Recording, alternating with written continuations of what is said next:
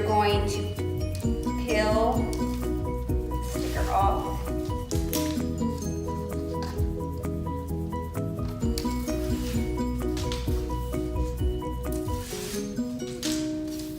And since this is already leveled, it is leveled, so I don't have to do that.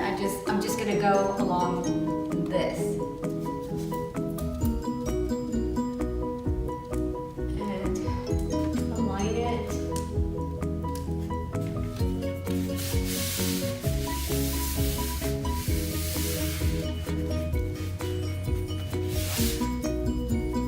It's the first one. They gave me a roller. It comes with it, so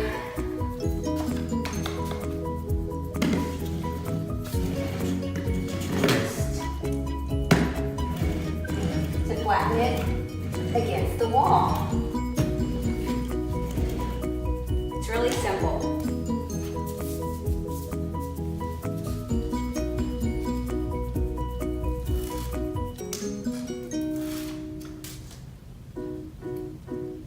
Do another one.